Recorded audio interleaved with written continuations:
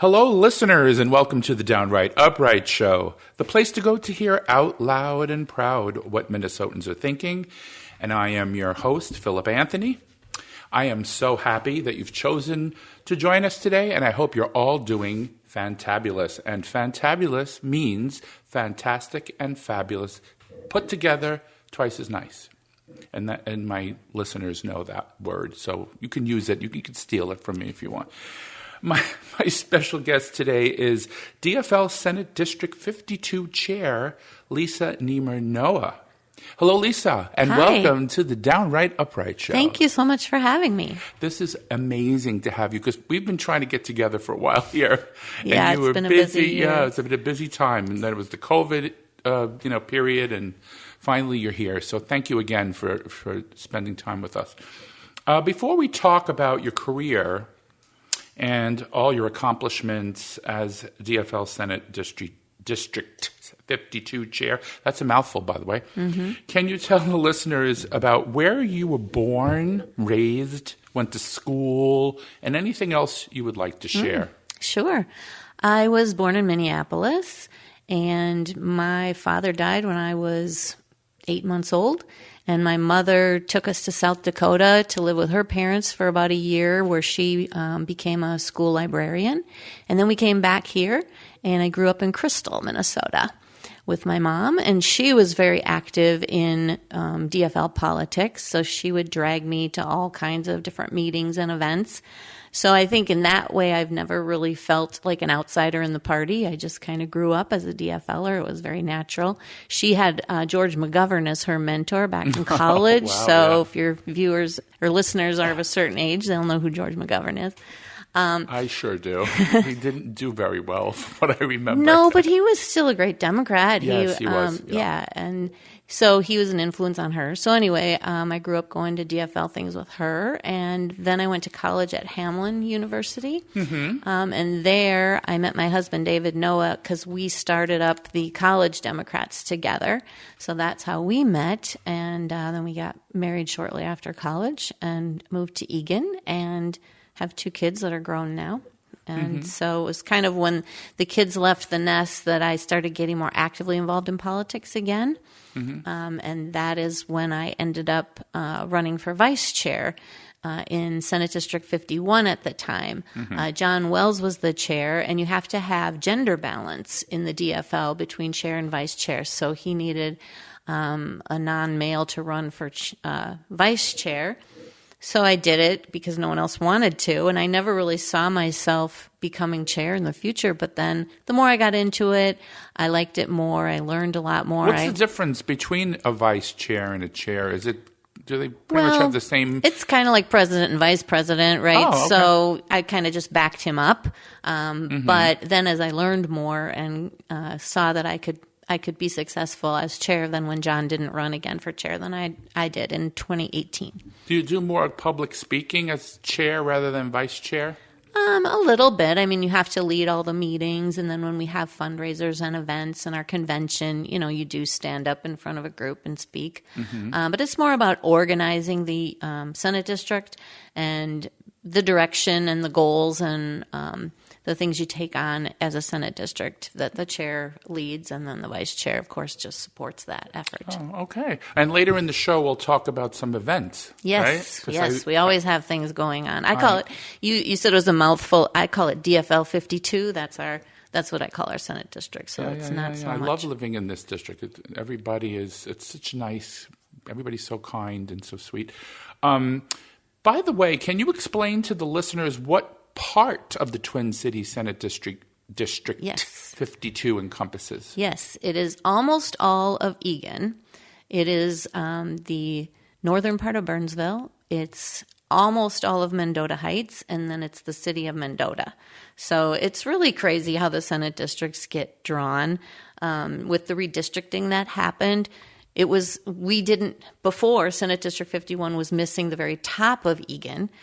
Well, we've got that now in 52, but we lost the very bottom of Eagan. So it's like they don't want us to be all together as a city. It just kind of depends on the population and how they draw the lines. So we did lose some of our activists when we went from 51 to 52, which was sad, but then we gained some others because we brought Mendota Heights into the picture.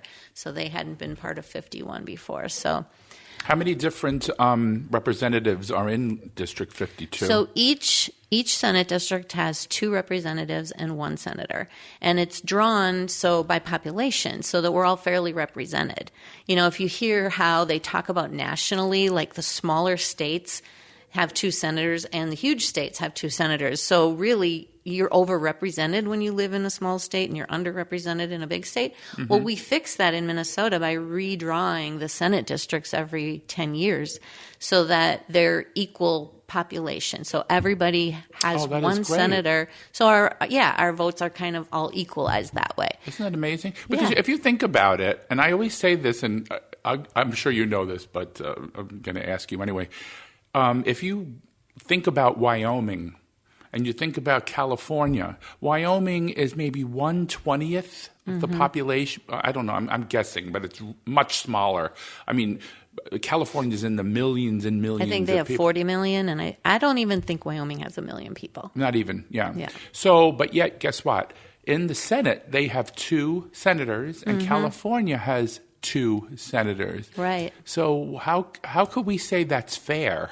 I don't think it's fair. It's not fair at all. But it's just how it was written, back 200 plus years ago. I don't think that the founding fathers could foresee that the states would be so out of whack population-wise. Absolutely. I agree with that. Mm-hmm. And that's why I think that the Constitution and the Bill of Rights and everything should be fluid. Yes. Move with the times. You know what I'm saying? I totally agree, yeah. Yeah. Well, hopefully it'll change. I don't know. It'll be tough. Yeah. I mean, I was talking to my cousin who lives in South Dakota, and she's like, well, we deserve representation too. We should have our 2 senators. I'm like, you deserve the same representation that people in California or even in Minnesota have. You don't deserve extra. Mm-hmm. I don't know if she quite got that. Yeah, because because the land is not voting, it's the people. Exactly. And that's why you see a map of Minnesota, it looks mostly red, and then you've got that intense blue where the Twin Cities are. Well, there's not nearly as many people in the red parts. Well, thank you. A lot of trees. Yeah, and lakes. A lot of lakes, trees, and and deer. Yes. Well, there's deer here too, but anyway, when you were elected DFL 52 chair, when were you, by the way? And as a follow-up to that question, am I correct that you are undefeated in that role? Well, pat yourself on the back, by the way. Yeah, well, I was elected in 2018. Yes, I am undefeated. But it's not like there's a lot of competition for the job, It's a volunteer job, so it's a lot of work. And so, I've been doing it well. And, what I would really like to do, there's another election coming up in a couple of months or in April. I'll be probably reelected to another 2-year term, but I really want to get some other people, involved so that this could be my last term.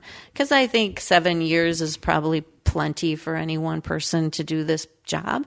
But I'd like to be able to, spread the knowledge that I've learned over this time with somebody else that they could take over. Maybe the vice chair would think of doing it, or maybe we'll just have to see how it goes. My current vice chair is not running again; he's stepping down. So we need to get some newer folks involved, and that's the way it is with every volunteer organization. It's all about trying to get people involved and stepping up to leadership. And like I said, when I've started with this, I didn't expect to end up chair. So. Sometimes you can do more than you think you can do if you just try it, right? Do you also get involved in the recruiting of people, or is that done? Well, for our local Senate district, sure, yeah. But for like the elected officials, like the legislative officials, you mean, like the state rep and the state senator, we don't really have to because there's enough interest. There are some districts, maybe out in outstate Minnesota where there's no Democrat that wants to run. And then, yes, the Senate district would beat the bushes looking for someone who could run. When we had an opening, Lori Halverson stepped down a couple of years ago. we had 4 people show up who wanted to run. So we didn't need to recruit anybody. We had to go through an endorsement process. So we try to be very fair. If there's 4 people who want to run, we don't favor any of them. And then we go through an endorsement process. And then the delegates to our convention vote and decide who they want to endorse. Mm-hmm. But what about the federal representative? Like, for example, we have Angie Craig and Dean Phillips, I believe. Are they locally recruited, or are they?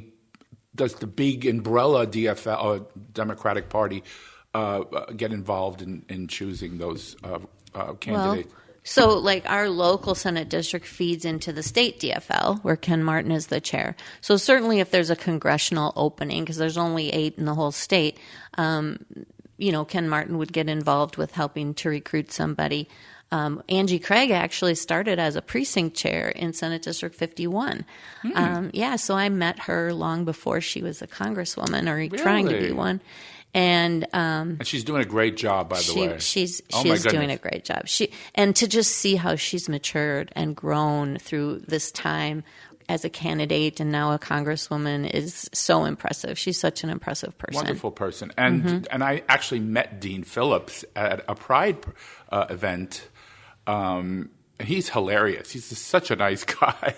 I mean, unfortunately, he's not my rep, so I can't, vote for him. But I hope the people out there listening who are in his district realize that he really is helping regular, everyday people. It's not about the corporations, the rich people. We need to get our people back to work, have good paying jobs, safe environment, the whole 9 ball of wax. I mean, if you look at the platform of the Democratic Party, whether it's locally or nationally, that's what's on there, right? Lots of different ideas about how to make people's lives better. Republican side, what have they got? I mean, they want to cut taxes. They want to cut regulations. Like, do you want to be able to turn on the tap and drink the water? I mean, that's what regulations do. They help us to have a good community where we can all have good lives. So I don't think the Republicans have a lot to offer, frankly. And that train derailment that caused all that toxic air and water and all that stuff, that was from deregulation. From the Trump administration. Yeah. So. Listen, folks, we're not here lying to you. We're telling you the truth. But you could look it up, Google it yourself if you don't believe us. We're here telling you. We're just telling it like it is, right, Lise? All righty. So let's get into your duties. So as a district chair, what are some of the duties that you do? Well, our mission is to elect Democrats and to grow the progressive community here in Eagan, Burnsville, Mendota Heights. So Which you have done, by the way. Yes. Yeah, I think we have. I mean, we've also had some demographic shifts that have turned this area bluer than it used to be, especially when I moved here. But we've done a lot of things. We try to grab people in different ways. My feeling is you build the party person by person. There's not a silver bullet that if you just go to this one meeting and you tell people everything, they're just going to come your way and grow the party. It's one person at a time. So we have a lot of different ways that we do that. We have our organizational meetings, of course, where we talk about fundraising. And during election years, we talk about door knocking and phone banking and helping our candidates. But then in addition, we have a social side. So we have a monthly dinner out. We have a monthly happy hour, which is tonight, actually. We have a book club. We have a movie club. Oh, it's tonight, actually? Yeah. Are you going to be there? At El Loro, yeah. Oh, maybe I'll show up then. I'll surprise everybody. Yeah, it'd be fun. And then we do community service. So we adopt a few streets locally here. We do monthly volunteering at the Open Door Food Shelf and at the Dakota Woodlands Homeless Shelter. So we try to do things that would interest people. If what you're interested in is helping the community, we have activities for that. If you're interested in the social side of things, we have activities for that. Just trying to build our DFL family here in Senate District 52. And you know what's amazing, though, about the DFL? Because if you ever look at the DFL, it's so many different communities connected. Like you have the LGBTQ plus, you have African Americans, you have Latinos, you have women, you have it's just a conglomeration of different groups. Whereas the Republican Party tends to be monolithic. Am I Yeah, right? they're pretty much about the One straight dimension. white men. Yeah, one-dimensional. Yeah. We have straight white men who are Democrats too. Well, so yeah, you sure do, and I know quite a few of them. Actually, yes, they're good friends of mine. Great people. Yeah. So we can't. Yeah, we're not here bashing white men. No, because I'm no. a white man, not straight, but that's okay. I'm married to one. My son is one. Yeah, there's yeah. a lot of good ones, but the Republican Party right now is. I mean, I just don't see what their vision is for our community. Mm-hmm. It's more about negativity. Well, if you live in a huge mansion, maybe then it would help you to cut your tax. I hope that even if you live in a huge mansion, you care about other people, right? Well, yeah, but I'm trying to be like as I guess what's the word? I'm trying to get like a reason in my head. Like, why would you vote for people that are not helping other people? Have empathy. I right? can't get it either. No, I can't understand it. Moving on, I have been living in this district for a very long time, and that's actually how I met our senator here. And Jim Carlson. Yeah, and we've had Republican representatives and senators along the way. But what do you think changed people's minds to begin voting almost exclusively for the DFL since you appeared on the scene? So again, I'm going to praise you. I'm not worthy, but no, I'm just kidding. No, but you had a lot to do with it. And what do you think changed? What was it? Just demographics, you think, or is it? Maybe they're seeing the results and saying, "Hey, maybe if we keep voting DFL, we'll have better health care and we'll have better A, B, C, D." Well, I mean, I think it is our local organizing. I think it's our excellent candidates. I think it's demographic shifts. But I also think that Trump had a lot to do with it because, I mean, I know people in Eagan who consider themselves Republicans who don't like Donald Trump. And when the Republican Party starts going in that direction, they're not going to vote that way. Mm-hmm. So I think that has helped as well. And I think he also did great damage when it came to interpersonal relationships between Americans. Because I can personally say that because I lost I don't know how many friends from 2016 on because I didn't support him. Yeah, I think every family has had something, occur because of the divisions that he's driving, the wedges he's driving between Americans, and the pandemic too, and then politicizing the pandemic and mask wearing and the vaccines. That just drove more wedges between family and friends. It's very different. Yeah.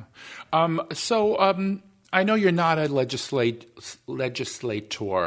I'm getting tongue-tied today, Lisa. Maybe you're intimidating me. No. What are some of the accomplishments the DFL should be proud of during your tenure as the chair of District 52?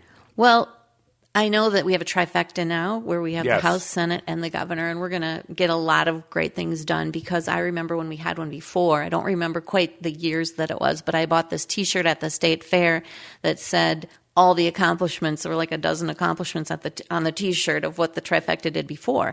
One of those things was all-day kindergarten, which I think people just it's normal now, but that's, kids didn't get to go to kindergarten all day for free until that happened. I think it was around 2013. That was when gay marriage was legalized in Minnesota. So I think we'll see great things this time too. And they've already passed some things. The PRO Act, first and foremost, is the abortion rights or reproductive rights bill has passed. Did it get signed yet, or it's still? I think it did. I'm pretty sure I Okay. saw a picture of Governor Walz signing it. Juneteenth is now a state holiday. Yes, there was hairstyles added to the Minnesota Human Rights Act so that people can't be discriminated against because of their hair, which affects people of color. Isn't that ridiculous? Yeah, what the hell do people care what people dress like? I know. For God's sake. I mean, there's certain states, I'm sure you know this. I'm probably, speaking to the choir here. I'm sure you know some states you can't even have a drag show. You can't be in drag and perform. They're trying to make that illegal in some states. I mean, what's going on? Because it's going to hurt the children, but God forbid we should have a gun bill that is where guns are actually hurting children. Thank you. The guns are killing our children left and right. I think there's thousands a year just from guns, and we're the only country that could say that. I think it's like the number one killer, if not number two, it's getting up there. Of children. It's either one or two. Yeah. Yep. And so, but you don't hear anybody on the right side of the aisle talking about that. They're just they're actually pinning AR-15 pins on their lapels as a sign of support, which to me is bizarre because that's an offensive weapon. It's not a defensive weapon. Where if somebody's trying to break into your house, you don't need 65 rounds to kill a single robber or whatever you want to call him, burglar. Yeah, it's really hard to understand the thinking there. Yeah, exactly. So we're here to clarify that, aren't we? Let's see. Oh, what are some of the activities that you organize? This is, I think, something that you really wanted to talk about. To bring voters together and motivate them to become involved in the future DFL campaign. So, what are some activities? You can talk about what you do. If this particular podcast is not going to come out right away. So, try to project down the road a little, if you March can. 19th, that is our next big event. We called our True Blue celebration. So I don't know if that's in time, but I would just say if you're interested in getting involved locally in the DFL, to go to dfl52.org. We have a list there of the things that we do, plus we have a way to sign up for our email list. So I'm always emailing every week what's happening this week in DFL 52, which is my nickname for the Senate District here. But we're going to have a fundraiser. I should just say, when the pandemic hit, we went all virtual. We made good use of Zoom. And so now as we're coming out of that, we're still doing a lot of our meetings on Zoom. So if you're interested in coming to one of we call them our central committee meetings, which is our main meeting of the month, you don't have to walk into a room of people you don't know. All you have to do is click a Zoom link. I'll probably notice you because I notice the new people, but it's a lot easier, I think, for people to just click on a Zoom link than to have to go to a meeting when they're not familiar with the people in the organization. So just come in and see what it's like and see if it's something that might interest you. So we've kept a lot of our things on Zoom just because it is more accessible. People who don't like to drive at night, winter driving, people who have kids, it's just easier if you can do it from your home. But then we are trying to do more and more put more social activities that we get together if you do feel comfortable with that. Like I said, the happy hour, the dinner party,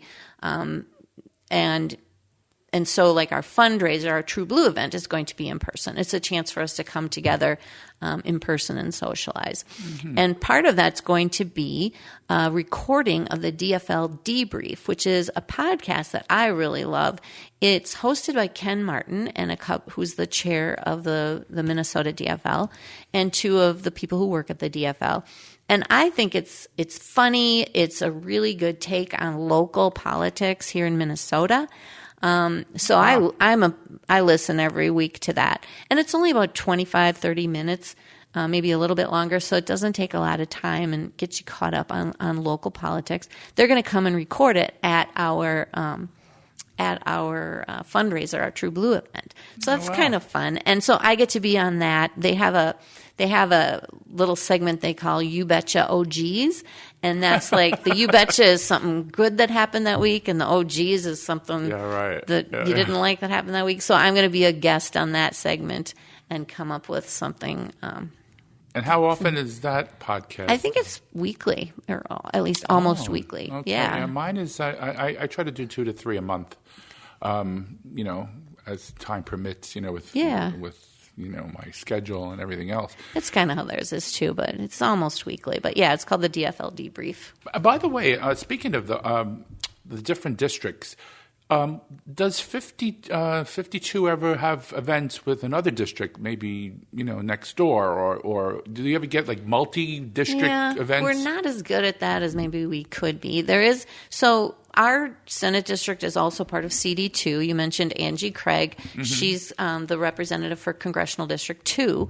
And so there's about 10 or 12 different Senate districts plus other little pieces of the state that make up Congressional District 2. And sometimes we try to get together and do events. They do fundraisers and things, and then we do see people from other districts. It's harder, though, because, the distances get greater.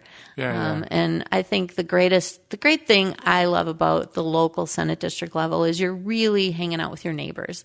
These are people who you can run into at the grocery store.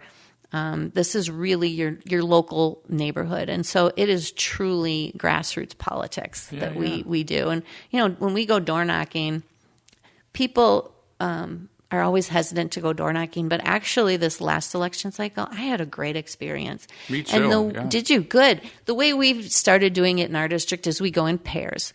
It's less intimidating. I think it's safer. And it's also way more fun. And so you're walking door to door. A lot of the people that I talked to were happy to see us. We're glad we were doing it. And even the people who were going to vote Republican were nice. So, we just try to get people involved in the campaigns and helping out. But it's really grassroots. Right. I don't know if you know Grace Kelly. She was one of my guests. Yeah, I've met her. A couple of months ago. She's very like an expert on campaigns. Mm-hmm. And so I wanted her on the show.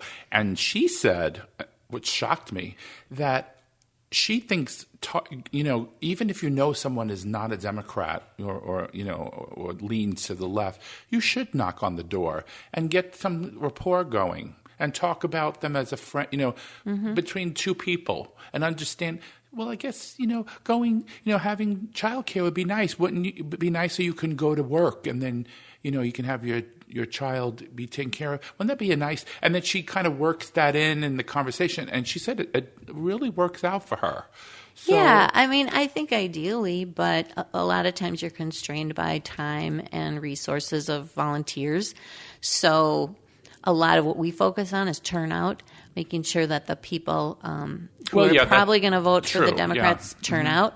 But I think especially for candidates, to get or elected officials, Senator Carlson, he's the senator for everyone. So, he should be out talking to people who aren't just the people who agree with him. And I've seen him. Yeah, he loves to talk to people, so he does it. We were, I don't know when this was, a couple of years ago, we were out with, with the signs in the street, and, with the campaign signs, and people would walk by, and somebody said, oh, I'm not a Democrat, and he was able to talk to them like a regular human being, and the guy was, okay, well, I'll think about it. At the end of the conversation, he pretty much almost had him voting for, I don't know if he did or not, but he's got a way with words, he has a way to sway people. For sure. And that's important, to get, because, preaching to the choir, I don't know, sometimes that's a good thing. You're like you said, getting the people, motivated to vote.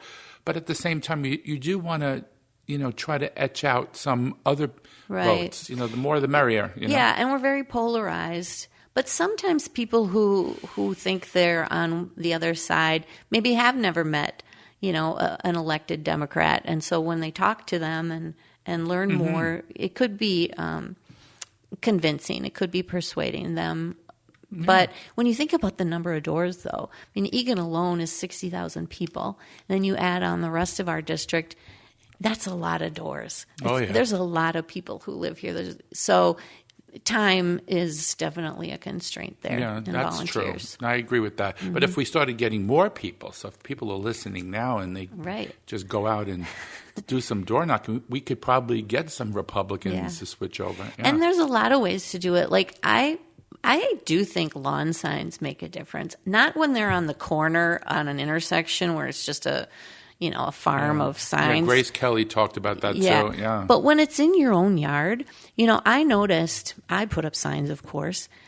And for years, no one else did. Well, a few cycles back, people started putting up signs. When you know you're not the only Democrat on the street, you're a lot more likely to put a sign in your yard because you don't stick out as different, you know? And so the more of us who put the signs in our yards to say, hey, we're Democrats, we're here, that helps encourage others to do it. I agree, yeah. So as you know, Congresswoman Angie Craig, who represents our district, was physically attacked in an elevator by a disturbed individual. Now, Fox News and the right-wing media tried to condemn the representative by saying she was for defunding the police, which was false, as she was actually endorsed by the Minnesota Peace and Police Officers Association. You knew that, right? Mm-hmm. Can you give us your thoughts about this and why this is important that it gets out there? I mean, she's such a brave person in so many ways. I admire her so much. I don't know what I would have done in that situation. Oh, I know. I can't imagine it. I'm sure it was traumatic, but she is such a brave, strong person, and I feel very lucky to be represented by her. I mean, the right-wing commentary. I mean, first of all, to think no matter what your beliefs are, that anyone should be attacked by anyone in an elevator, nobody's for that. And to be happy that happened to her is just horrible human behavior. Absolutely. I know she's not for defund the police, and I can't speak for people who are defund the police, but I don't think anybody is for just crime everywhere. Mm-hmm. I mean, the label may be wrong, but I think what that movement means is that maybe we take some of the money that goes to the police departments and give it to social workers and other types of services so that we can help people. I mean, even Angie pointed out that her attacker, she was the 13th victim of that man. And she doesn't want there to be a 14th, right? But she also pointed out that he's had a lot of mental health issues. So what if we put a little money into, that, and maybe every time that they're, crime is crime, but if somebody's just having a really bad moment, sometimes they send the police out and it escalates. What if instead social workers or, mental health experts went to that scene? Mm-hmm. I think that's what the defund the police is trying to say. Yeah. Nobody is for no police. Nobody is for people being attacked in an elevator and nothing happens. Yes. And actually, I had a show recently. I was interviewed a talk show host from AM 950. And his name's Brett Johnson. He also does announcing and producing at the station. And I had brought up to him, what do you think about changing the term, instead of saying defunding the police, saying improving the police department? And he loved it, so he wants me to keep using that. Yeah, so that's a good way. I mean, and sometimes people attack Democrats for messaging, right? And why do you call it this? And why don't you say that? We have terrible messaging. And it's not like some messenger on high, comes down with a message and says, this is the word you will use. There's all kinds of different groups and people who are talking about these things. So it's not that easy to just say, it's a good idea to call it improving the police, but it's not that easy to just change the language, because it's not like there's one place you go and you change it and then everyone talks that way. You know what I mean? Yeah, but the word improving is such a much more positive. For example, yes. I was saying, and this is just something I believe in, that every police squad car should have maybe one social worker in it. So when you're doing a house, you're getting called to a house, instead of having the cop ready with the gun and ready to shoot the people, they could, that social worker who is an expert in mental illness, whatever the case may be, can sit that person down and talk to them like a human being and maybe avoid all of this nonsense. Yeah, but that comes down to money. Well, and then excuse me for interrupting, but if money is, if safety, the Republicans always trouble us, then shouldn't money not matter if you want to keep people safe? If that's your deal, if you're talking about safety, maybe we should throw some money. And where do you get the money? Maybe raising some taxes on people who don't need who could afford to pay the taxes. Right. Does that make sense? But that's not the way the Republicans are operating right now. I mean, there was a public safety bill last session that they wouldn't pass because they don't want to have any successes, or that the Democrats to have any success. Right. So it's more about obstructing. Like when the House, the Senate, and President Biden were all Democrat. Look at all the policies low prices for insulin, $35 a month cap. That's unheard of. Mm-hmm. The infrastructure bill, the chips and science. Yeah. I could go down the list, but there were tons of accomplishments that the Biden administration were able to put through in the last 2 years. Yes. Mm-hmm. So I think again we're preaching to the choir here, but if you vote DFL, you'll get some results. I guess is what we're trying to say. Yeah, I mean, I always say to people who are wavering, it's not like Democrats are perfect, but they want to make the community a better place for everyone. Mm-hmm. And that's why I vote for Democrats. Yeah, the greater good. That's how I call it. Mm-hmm. Obviously there are people that are doing very well. And those people should not mind having to just pay a little more to make society a better place. I don't know, that's just me, but my grandpa used to say it's a privilege to pay taxes because it means you've got income. But back in the day when I was a kid, I remember people saying it's patriotic to pay taxes. Yeah. See? Absolutely. So now it's no longer patriotic. Anyway, being a gay man, I am a huge advocate for the LGBTQ plus community, which makes sense. Can you enumerate for the listeners some of the legislation that the DFL has either passed or proposed that could support the LGBTQ plus community? For example, I know that the House recently voted to ban conversion therapy, if you want to also talk about that. Yeah. Now, conversion therapy, for people who don't know, is, in other words, if you're a gay man and you if you don't want to be gay or whatever, this is a cruel punishment. You put them through some sort of mental, electrodes, and there's so many pills, and I don't know. I'm not, like I said, I've never gone through it, thankfully, but it's from what I'm hearing, it's considered torture. Terrible. Yeah. It's terrible. I mean, we're human beings, Mm-hmm. So can you give your thoughts about that?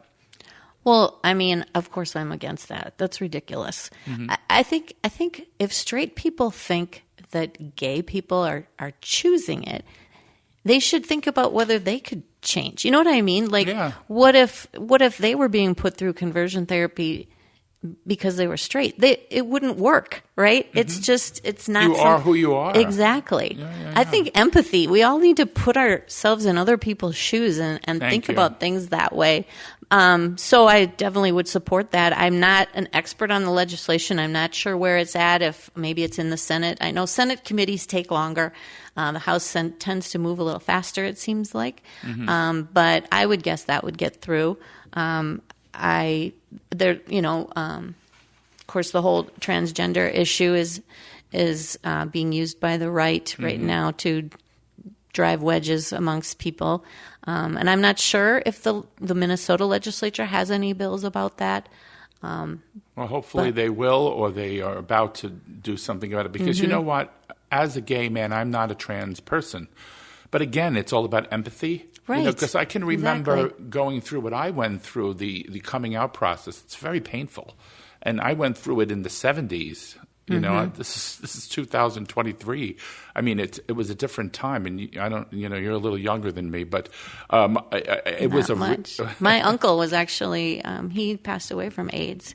He lived in New York City, and contracted it before they even really knew what it was. Yeah. Oh, yeah. I lost friends. As I've mentioned on my show multiple times, I've lost my best friend and a couple of very dear friends to AIDS because at the beginning of the epidemic, President Reagan had no desire to talk about it. So, because the gay men were expendable, and because it wasn't happening to the community at large, it was happening to a very small amount of people, a small group of people, I should say. And so, but once the disease started getting worse and spreading into the straight community, and then his friend Rock Hudson ended up getting it. Remember that? Mm-hmm. That's when he woke up and said, maybe we should do something about it. Mm.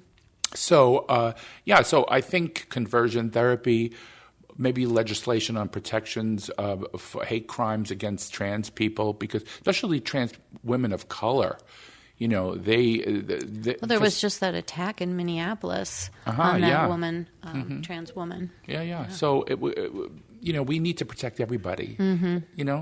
Everybody deserves dignity. And I don't understand what the problem. And the word that you mentioned before that we both share is empathy. Yes. I think it takes empathy to be a Democrat. I really do. I don't know, because if you're not a Democrat, for some reason, those issues aren't important. So I don't know. Yeah, sometimes it's some people need to have it hit close to home, right? Remember when Dick Cheney was all of a sudden he was for gay rights when he found out his daughter was gay, but before that he didn't have the time of day for that. So sometimes people have to have it hit home before they can feel that empathy, I guess. There's a senator too, and his name escapes me, but I think he's from Ohio. He found that his son was gay, and then he sang a different tune after he found out. So why does it have to hit home? Why can't I don't know. Why can't you just understand that there are people out there who are different? Mm-hmm. Everybody is different, regardless of their religion, whatever. And until we get to that point, we're going to be a segmented society. That's just how I feel. Mm-hmm. But anyway, we've come to the part of the show I like to call the shift. That's with an F, shift, because if you don't say the F, we have problems. Excuse me, where I shift the questioning away from your career and on your opinions of current events. Is that okay? You want to try that? Yeah, and let's just also emphasize it's a career, but it's a hobby, right? Being a DFL activist, being a Senate District chair is not a paid position. Now, Ken Martin, the Minnesota State Chair, yes, he has a staff. But at the local level, we're all volunteers. Mm-hmm. So we take time out of our lives. And I was at a training session recently where they talked about how volunteering is a privilege. To be able to give away your time for free is not something everyone can do. Right. So if you can do it, it's a privilege, and I just choose to do it with the DFL party. When I said career, I meant in multiple facets, because like you said, career could be a volunteer career. I know people that have volunteered in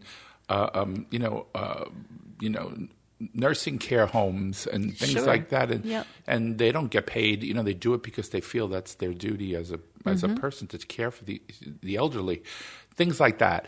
So maybe I could find a better word, but what you're doing. Well, I just wanted to emphasize that because sometimes I think people think we are paid, and we're not. That's true. That's absolutely true, and that's why we should all be thanking you more, because you're doing this out of the goodness of your heart and as a good person. Something I care about, right? Yeah, well, thank you again.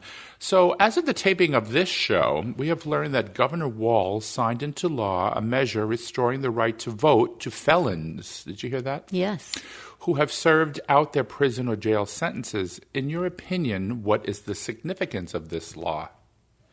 I think it restores rights to people who are trying to get their dignity back, right? They've served their time. I mean, if we're going to have a justice system that says you commit a crime, you pay the price by going to jail, then when they get out, we owe it to them to reintegrate them into society, I think, and just being able to vote is one of those things. If you live in a democracy, that's a really important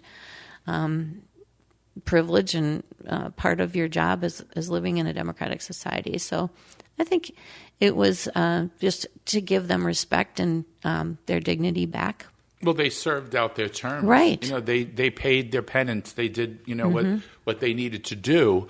And why should we continue to punish them if they served their time? Right. So and voting is like the the biggest privilege we have as Americans, and to take that away from people is to me is ridiculous. So many people don't exercise their right to vote. It's hard. I mean, we have really good voter turnout in Egan. We're close to 90%. It's really awesome. Yes, 90%. Yeah, and in Minnesota, it's pretty high as well. But I'm just always surprised, that people can't and it's not even, it used to be you had to go on that day. And what if it rained or snowed or whatever? Now it's a season. There are, I can't remember exactly how many weeks, but it's close to 2 months prior. You can vote by mail. You can go into City Hall and vote. You can do it when it's convenient for you. Mm-hmm. So there's really no excuse for not voting. But and so I'm glad for people who serve their time to get that right back. And I also think that, the Republicans have this thing about, giving rights back to people who have served their time. I think even in Florida, remember what DeSantis did? The people voted to restore voting rights to felons. And what he did, though, he would go to the doors of these people, say, you shouldn't have voted, and try to arrest them, put them on, Oh, my gosh. I mean, It was like, what? So again, voting rights is a privilege to be an American citizen, and if you take that away from them, it's funny because gun rights tend to be much more important to some people than voting rights. Right, it's selective. See what I'm saying? Yeah. I mean, I don't know. I don't think having a gun is more important than voting, but who knows? Yeah. Anyway, so speaking of our famous Governor DeSantis. Governor DeSantis of Florida has just appointed a member of the new oversight board in control of Disney's Special Tax District, who has called homosexuality evil and shared a baseless conspiracy theory that tap water, I'm not kidding, this is, again, everyone out there, you can Google this, that tap water could be making more people gay. Tap water. Crazy.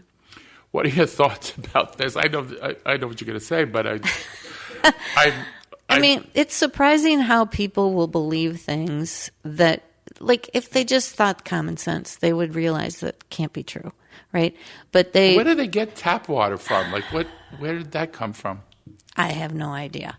But I love Disney, and I think Disney has tried to do some great things about diversity and supporting. Well, they hate that. And that's why they're getting the pushback from the Governor DeSantis and others. But I have a feeling that Disney will work it out in the end. Mm-hmm. But I do think this conspiracy theories that people believe in, it's scary. Like, they'll read it on the internet and they'll just believe it. Yeah. Somehow there has to be more critical thinking than that. Well, yeah. like more people, the people that get the vaccine are more likely to get COVID. You heard that one? I mean, there's so much junk going out there. Ivermectin, which is that drug that's supposed to be, for cows. Right, or horses. I don't know. Horses, whatever. Yeah, it's crazy. But, I don't know how it gets out there because, when we were younger, you and I, there was no internet. Mm-hmm. You just watched Walter Cronkite. Yes, exactly. And he said the news, and nobody said, "Oh, he's a liar," or this is fake news. We just believed it. That's what we heard. Now there's all these people that can get out there and spread gossip and lies. It's almost like a huge cesspool of junk that we read, and you have to go to reputable sites online and read real news, like that we have the New York Times, you have the Washington Post, you have NBC, ABC, CBS, AP. Yeah, a friend of mine said to me once, "Well, I just read all the sources. I read everything." It's like, well, don't read everything. There are definitely non-reputable sources that you do not need to read. Pick several different reputable sources, and then also, common sense works well, too. I mean, the people who really thought Hillary Clinton was running a child pedophile ring in the basement of that pizza parlor. I mean, really? There was no basement in the pizza. Let's just think here for a second. Yeah. And what's coming out now is absolutely crazy, batshit stuff. I mean, you're hearing now Fox News, you got Tucker Carlson, Hannity, all those goons, they knew the election was not stolen. Of course they did. They had text message. That's why Dominion is suing them. Mm-hmm. And they have all of this on text. They have all this proof that the election that they knew the election was not stolen, and they still went on TV and spewed the lie anyway, and causing all of this rift, this hatred, this anti-democracy stuff that we see happening, and nothing's going to happen. Shouldn't they be punished for what they're doing? I mean, they obviously don't care about their viewers, right? They just care about making money. And I think a big part of it is they're now competing against even more conservative media. I believe Breitbart is Newsmax. Yeah. And so they're trying to keep the eyeballs on them. And so they just got to spew crazier and crazier stuff to keep people watching, which is unfortunate. I mean, the things that you hear are absolutely bizarre, but they're getting out there in the the internets, as we used to say, and people go, "Oh, that's true. Is that true? Oh, wow!" And they start telling each other on Facebook and Instagram and all these places that, "Oh yeah, this election was stolen," and remember what was it? Fight the steal. No, stop the steal. Stop the steal. Remember? Right. But I guess all the Republicans who got elected, those elections were fine. Yeah. I mean, how are we selectively stealing elections? It doesn't. It doesn't even make sense. Yeah, because wasn't it the same ballot where they voted for, president that they voted for senator of course. For House representative? But why is that? Why would that ballot be, fake if everybody else on the ballot, that wasn't a Democrat that won? That was legit. It makes no sense. That's what I mean. Yeah. Let's think things through a little bit. Let's have some common sense. Yeah. So I recently added a question to the show. I never did this, but since we're in the election season here, and actually next year, we're starting the primaries this year, and next year is going to be next year. The primaries will be next year. Well, aren't they doing debates ahead of time now? Well, when for 2020 they did, because there were so many people running, right? But like our precinct caucuses, which kind of kick off the election season here in Minnesota, will probably be February. Yeah. What about nationally, though? Well, it depends on it. Maybe on the Republican side. I think on the Democratic side, if Biden decides to run again, which I hope he does, they won't need to have debates this year. But if the Republicans have a whole crew of people, then maybe they will start some debates this year. Yeah. But I recently added this question. So who do you think will be the Democratic candidate for president in 2024, and who do you ultimately think will be the Republican candidate? Now, again, this is not a factual question. This is your opinion and a prognostication. And I like these questions because when it, comes into fruition, you could look back and go, oh, I got it right or I got it wrong. So would you want to share that with the audience, what you think? Well, I do think that Biden-Harris will be the Democratic ticket. I think Joe Biden has had an amazing first 2 years as president. He's accomplished so much, passed so many bills. He's shown great leadership around the Ukraine war. He's, pulled Europe together, our allies around that. I mean, that trip to Ukraine shows that he's got a lot of stamina. He might be 80 years old, but I mean, he reminds me a lot of my grandfather who lived to be 96, and in his 80s, he was working my kid's birthday party and then going upstairs to grout the shower. So, an 80-year-old can have a lot of energy, and Biden seems to be one of those 80-year-olds. Look at him going. I mean, he goes to Europe. He went to Kyiv. Right, exactly. That's what I meant. Zelensky, and then he was in Poland. Then he was in, I don't know, all over the United States. And for an older man, God bless him. There's some people that are my age that probably couldn't do what he's doing. Right. Yeah. So I think he's got plenty of vigor to run again, and I think he will. Yeah, and if they want to, use age on President Biden. I mean, I have two things to tell you about Voldemort, who is the person who we will not. How's it go? The person that's not we would not mention. From Harry Potter. Yeah. Because I hate to say his name. Actually, it's funny. Whoopi Goldberg also doesn't say his name on her show. Did you know that? She uses you know who, she says. If you watch The View. Yeah. But when Voldemort was trying to drink a bottle of water. Do you remember? He went like this. He pulled the bottle towards his mouth. He couldn't get his mouth to the bottle, so he used his hand, the other hand, to lift the bottle to his mouth. Okay, that's one thing. How many times he's made mental errors, talked like nonsense, gibberish talk.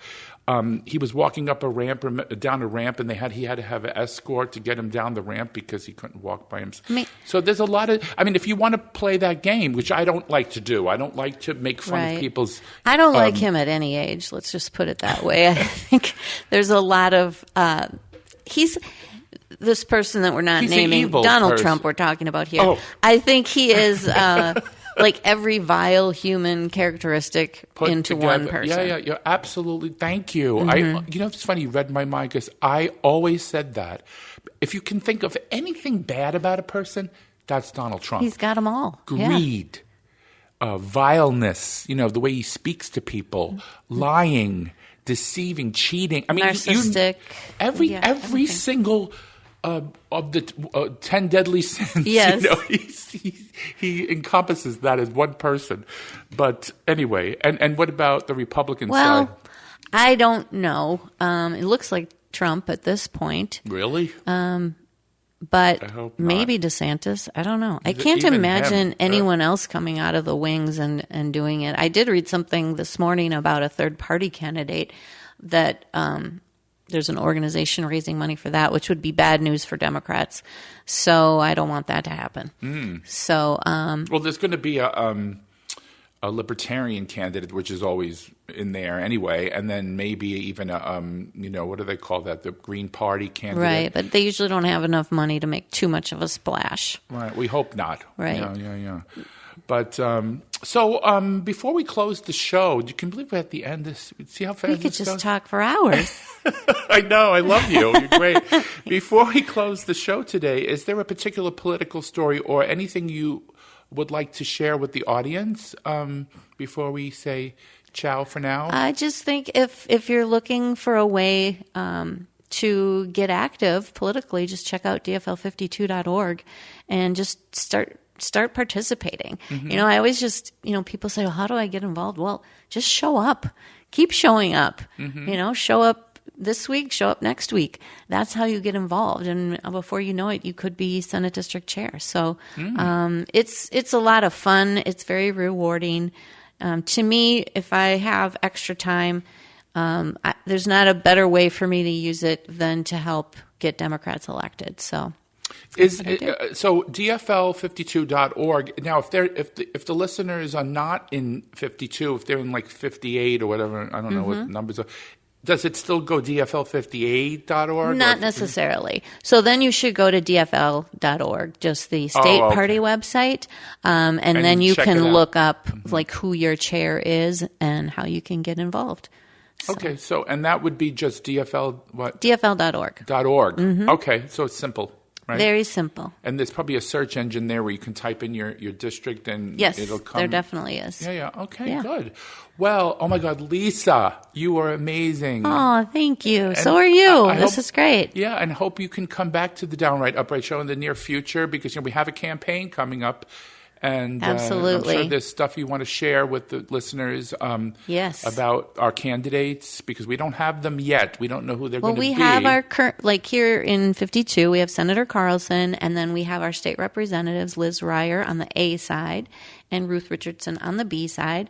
And as far as I know, they'll be running again. The next election in 2024, our senator won't be up for re-election, Senator Carlson. I'm pretty sure none of the senators in Minnesota. I think they're all on every 4 years. So Senator Carlson will be there for 4 years. But no, I mean, he'll be the senator for the next 4 years. No, I know, for the next 4 years. But after that, I mean. Well, we'll see. If he decides to run again or not. So I always figure they're running until they tell me they're not running. Yeah. I hope he does what President Biden's doing. Just keep going. There you go. As long as you're doing the job, keep going. Right? Yeah. And Liz Ryer and Ruth Richardson Jen are really great state representatives. So they will be up for re-election in 2024, so we'll have to work hard for them. And, I always figure the more people I get out in our district, it helps the whole ticket. So, of course, President Biden will be on that ballot. Senator Amy Klobuchar will be up for re-election. So Tina Smith isn't, though, right? Not this time. Not this time around. Okay. Yeah, so Amy and not the governor, the Minnesota officers, they are not. So it'll be President, it'll be Senator Klobuchar, Angie Craig will be up for re-election, and then our local state reps. City council, probably. Not necessarily. I'm not sure about those elections. There might be one. Yeah. Okay. I'm not sure. So anyway, for more about Lisa Nemer Noah, did I pronounce your name right? Yes. Nemer Noah, yeah. Yeah, Nemer Noah. You can follow her on DFL52.org, Yes. right? Is that right? Yeah, come to that, sign up for our email list, and then I'll be sending you emails so that you can reach me directly if you need to. Wonderful. Well, thank you again for coming on the show. You're amazing. Thanks for the invitation. And to our listeners, thank you for spending time with us today on the Downright Upright Show. And we hope that you can tune in soon and listen to our future shows. We're going to have wonderful guests coming up. And this is your host, Philip Anthony, saying ciao for now. Thank you.